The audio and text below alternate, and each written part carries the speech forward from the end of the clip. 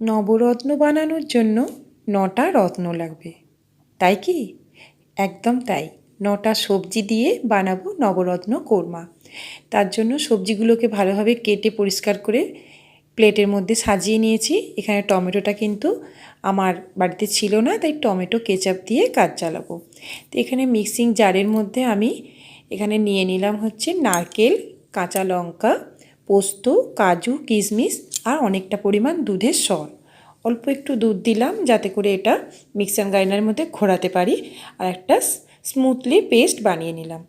আর এখানে গোটা গরম মশলা আছে, তার মধ্যে অল্প পরিমাণ জয়িত্রী আছে, আর আছে গোটা জিরে আর তেজপাতা, আর লবঙ্গ, এলাচ এগুলো তো দিয়েই গোটা গরম মশলা হয়।